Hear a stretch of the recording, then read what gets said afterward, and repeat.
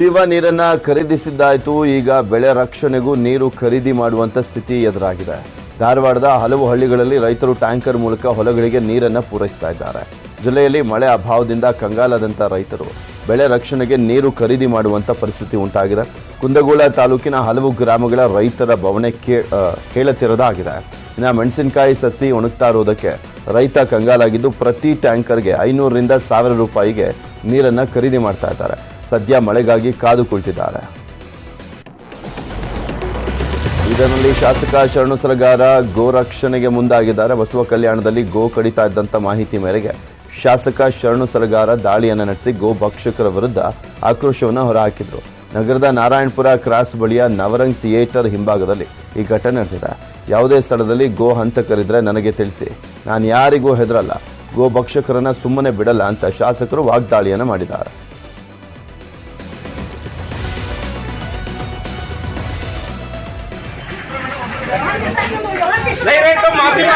ಹೇಳಿ ಸಾಕು, ಈ ಜಾಗದಾಗ ಹಿಂಗ್ ಮಾಡತ್ತಾರ ನನಗೆ ತಿಳಿಸ್ರಿ.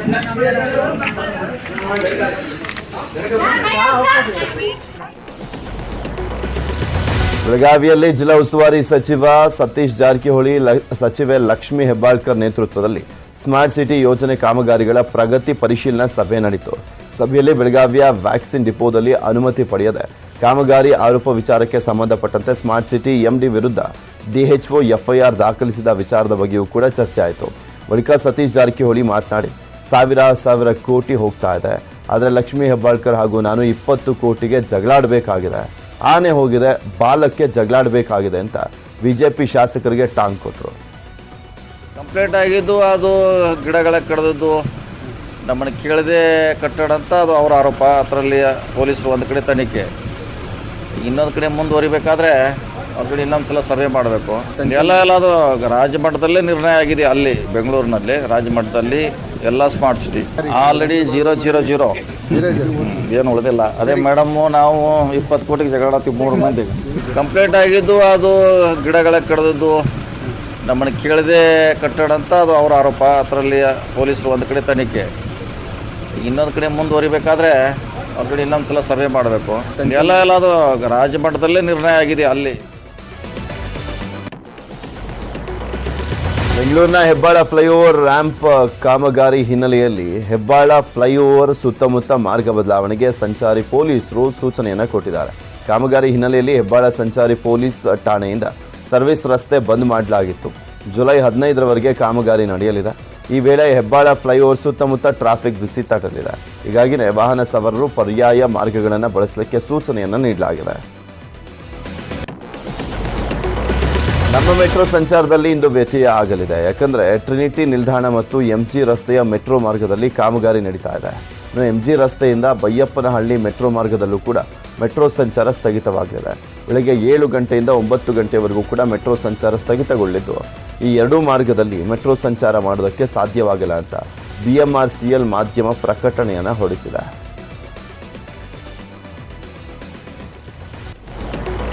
ಅಕ್ರಮ ಆಸ್ತಿ ಗಳಿಕೆ ಪ್ರಕರಣದಲ್ಲಿ ಬಂಧಿತನಾಗಿರುವಂತಹ KR-ಪುರದ ತಹಶೀಲ್ದಾರ್ ಅಜಿತ್ ಕುಮಾರ್ ರೈಗೆ ಸಂಕಷ್ಟ ಎದುರಾಗಲಿದೆ. ಅವರ ಆಸ್ತಿ ಮೌಲ್ಯ 500 ಕೋಟಿಗೂ ಅಧಿಕವಿರುವಂತಹ ಹಿನ್ನೆಲೆಯಲ್ಲಿ ಅವನಿಗೆ ಇಡಿ ಕಂಟಕ ಎದುರಾಗುವಂತ ಸಾಧ್ಯತೆ ಇದೆ. ವಿಚಾರಣೆ ವೇಳೆ ಅಕ್ರಮ ಹಣ ವರ್ಗಾವಣೆ, ತೆರಿಗೆ ವಂಚನೆ ಸೇರಿ ಇನ್ನೂ ಹಲವು ಮಾಹಿತಿ ಲಭ್ಯವಾಗಿದೆ. ಈ ಹಿನ್ನೆಲೆಯಲ್ಲಿ ಲೋಕಾಯುಕ್ತ ತನಿಖೆ ಬಳಿಕ ಅಧಿಕಾರಿಗಳು ಇಡಿ ತನಿಖೆಗೆ ಪತ್ರವನ್ನು ಬರೆಯಲಿದ್ದಾರೆ. ಇಡಿ ತನಿಖೆ ವೇಳೆ ಮತ್ತಷ್ಟು ಅಂಶಗಳು ಬಯಲಾಗುವಂತ ಸಾಧ್ಯತೆ ಇದೆ. ಈ ಭ್ರಷ್ಟ ಅಧಿಕಾರಿಗಳು ಲಂಚ ಪಡೆಯುವಾಗ ಕಾರ್ಮಿಕ ಇಲಾಖೆ ಅಧಿಕಾರಿ ರೆಡ್ ಹ್ಯಾಂಡ್ ಆಗಿ ಸಿಕ್ಕಿಬಿದ್ದಿದ್ದಾನೆ. ರಾಣೆಬೆನ್ನೂರು ತಾಲೂಕು ಕಾರ್ಮಿಕ ಇಲಾಖೆ ನಿರೀಕ್ಷಕರು ಮಮತಾಜ್ ಬೇಗಂ ಕಾರ್ಮಿಕ ಇಲಾಖೆ ಕಾರ್ಡ್ ಮಾಡಿಕೊಡ್ಲಿಕ್ಕೆ ಕಾರ್ಮಿಕ ನಾರಾಯಣಪ್ಪನಿಂದ 5,000 ಲಂಚವನ್ನು ಪಡಿತಾ ಇದ್ದಂಥ ಸಂದರ್ಭದಲ್ಲಿ ಹಣ ಸಮೇತ ಸಿಕ್ಕಿಬಿದ್ದಿದ್ದಾಳೆ.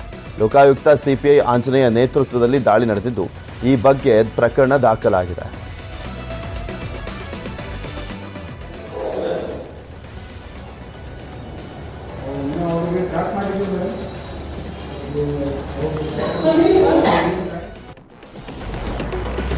ಜುಲೈ 20 ರಿಂದ ಆಗಸ್ಟ್ 11ರವರೆಗೆ ಸಂಸತ್ ಮುಂಗಾರು ಅಧಿವೇಶನ ನಡೆಯಲಿದೆ. ಹಳೆಯ ಸಂಸತ್ ಭವನದಲ್ಲೇ ಕಲಾಪ ಆರಂಭವಾಗಲಿದ್ದು, ನಂತರ ಹೊಸ ಭವನದಲ್ಲಿ ಮುಂದುವರಿಯುವಂತ ಸಾಧ್ಯತೆ ಇದೆ. ಶಾಸಕಾಂಗ ವ್ಯವಹಾರಗಳು ಹಾಗೂ ಇತರ ಉತ್ಪಾದಕ ಚರ್ಚೆಗಳಿಗೆ ಕೊಡುಗೆ ನೀಡುವಂತೆ ಎಲ್ಲಾ ಪಕ್ಷಗಳಿಗೆ ಮೋದಿ ಕರೆಯನ್ನು ಕೊಟ್ಟಿದ್ದಾರೆ. ಬೆಲೆ ಏರಿಕೆ, ಏಕರೂಪ ನಾಗರಿಕ ಸಂಹಿತೆ ಕಾನೂನು ಸೇರಿದಂತೆ ಹಲವು ವಿಚಾರಗಳನ್ನು ಹಿಡಿದು ಕೇಂದ್ರ ಸರ್ಕಾರದ ಮೇಲೆ ಮುಗಿಬೀಳಲಿಕ್ಕೆ ವಿಪಕ್ಷಗಳು ಸಜ್ಜಾಗಿದ್ದಾರೆ. 292 ಪ್ರಯಾಣಿಕರನ್ನ ಬಲಿ ಪಡೆದಂತ ಒಡಿಶಾ ರೈಲು ದುರಂತದಲ್ಲಿ ಹೊರಗಿನವರ ಕೈವಾಡದ ಕುರಿತು ಎದ್ದಿದ್ದಂಥ ಅನುಮಾನಗಳನ್ನು ರೈಲ್ವೆ ಸುರಕ್ಷತಾ ಆಯುಕ್ತರು ತಳ್ಳಿ ಹಾಕಿದ್ದಾರೆ. ಜೂನ್ 2ರ ಈ ದುರ್ಘಟನೆಗೆ 2 ಇಲಾಖೆಯ ಸಿಬ್ಬಂದಿಯ ಎಡವಟ್ಟೆ ಕಾರಣ ಅಂತ ದೂಷಿಸಿದ್ದಾರೆ.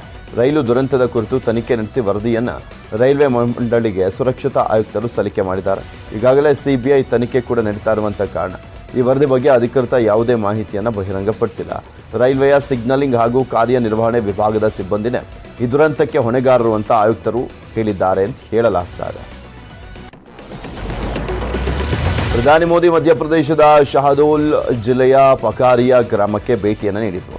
ಅಲ್ಲಿನ ಬುಡಕಟ್ಟು ಸಮುದಾಯದ ಮುಖಂಡರು, ಸ್ವಸಹಾಯ ಗುಂಪುಗಳು ಹಾಗೂ ಗ್ರಾಮ ಫುಟ್ಬಾಲ್ ಕ್ಲಬ್ ಕ್ಯಾಪ್ಟನ್ಗಳೊಂದಿಗೆ ಸಂವಾದವನ್ನು ನಡೆಸಿದರು. ಕೇಂದ್ರ ಯೋಜನೆಗಳ ಲಾಭಗಳ ಬಗ್ಗೆ ಮಾಹಿತಿಯನ್ನು ಪಡ್ಕೊಂಡ್ರು. ಬಳಿಕ ಮಾತನಾಡಿದಂಥ ಮೋದಿ ಕಾಂಗ್ರೆಸ್ ಗ್ಯಾರಂಟಿಗಳ ವಿರುದ್ಧ ಮತ್ತೆ ವಾಗ್ದಾಳಿಯನ್ನು ನಡೆಸಿದರು. ಕಾಂಗ್ರೆಸ್ ಸೇರಿದಂತೆ ಕುಟುಂಬ ಕೇಂದ್ರಿತ ರಾಜಕೀಯ ಪಕ್ಷಗಳು ನೀಡುತ್ತಾ ಇರುವಂಥ ನಕಲಿ ಗ್ಯಾರಂಟಿಗಳ ಬಗ್ಗೆ ಎಚ್ಚರಿಕೆ ವಹಿಸುವಂತೆ ಜನರಲ್ಲಿ ಮನವಿಯನ್ನು ಮಾಡಿದ್ದಾರೆ. गरीब कल्याण योजना से 80 करोड़ से ज्यादा लोगों को मुफ्त राशन की गारंटी मिली है, मुफ्त राशन मिल रहा है। वो 70 सालों में गरीब को महंगे इलाज से छुटकारा दिलाने की गारंटी नहीं दे सके, लेकिन आयुष्मान योजना से 50 करोड़ लाभार्थियों को स्वास्थ्य बीमा की गारंटी मिली है। वो 70 सालों में महिलाओं को धुएं से छुटकारा दिलाने की गारंटी नहीं दे सके, लेकिन उज्ज्वला योजना से करीब 10 करोड़